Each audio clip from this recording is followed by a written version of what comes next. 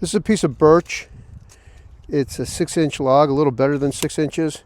Probably not going to use this saw so much on larger logs like this, but I figured it'd be a good test.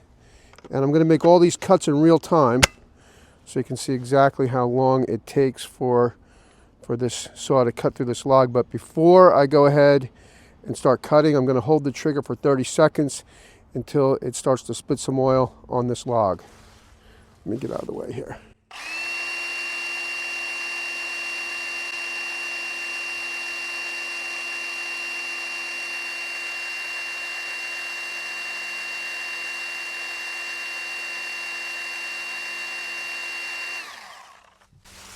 Okay, you can see those drops there. It's starting to spit some oil, so I'll go ahead and make that cut.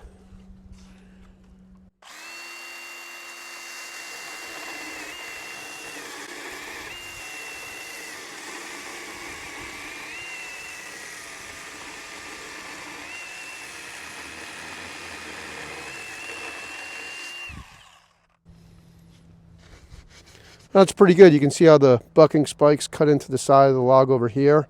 I don't know how long that took, but not too bad. We'll go ahead and do it one more time, and then we'll go find some smaller sticks to cut up.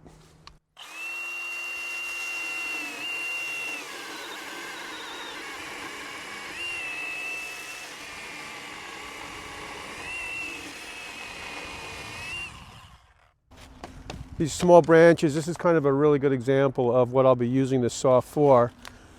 So it only weighs about 7 pounds.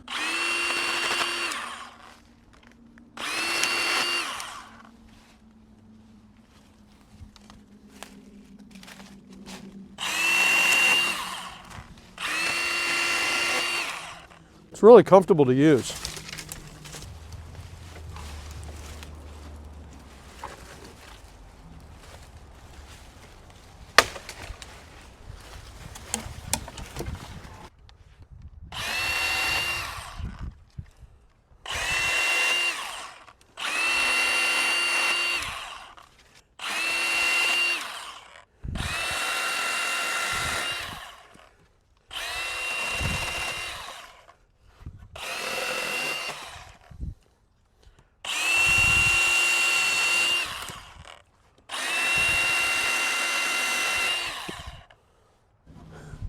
This is a good example of what this saw will be really handy for.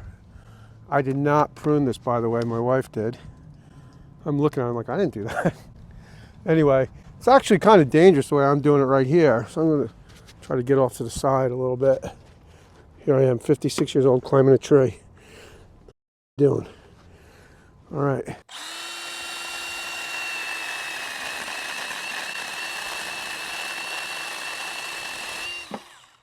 I'll clean that up a little bit.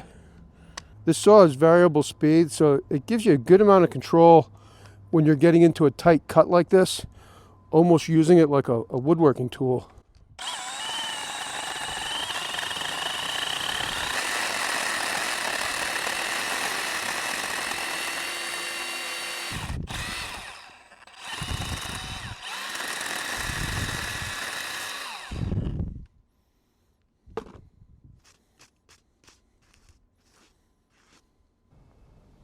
That's a pretty nice cut.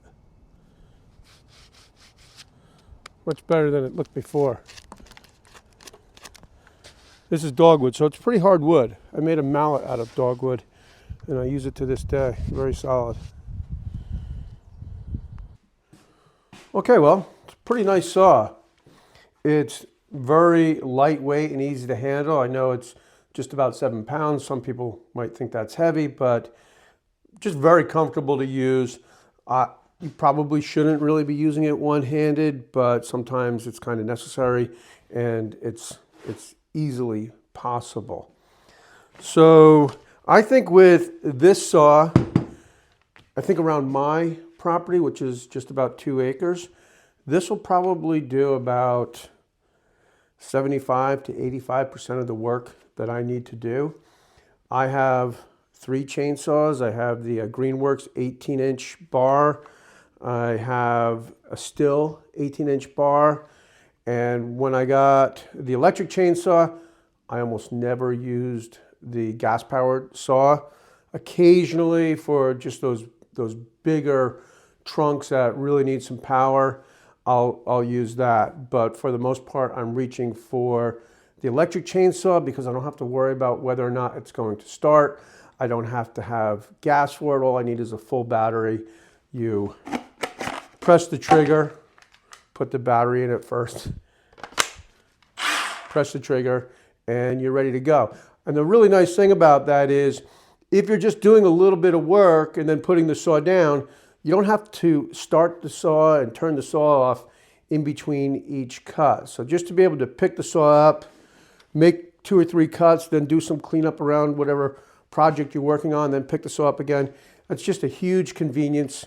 Combine that with a very small, kind of lightweight saw, and I think it's a good addition to any tool shed. Now, all that being said, this is a tool-only tool. I think it's right around $250, which means it doesn't come with a battery. I happen to be on the Milwaukee battery platform, so I have a few of these batteries floating around, so I've always got 1 or 2 or most of them that are always charged. I also have a rapid charger, and that keeps them charged up really fast. So that's it for now. I'm giving this a high mark, and it was a great present from my kids, and I'm sure I'll be using it for years to come, and I'm sure they'll be borrowing it from time to time. Thanks for tuning in, and I'll see you next time.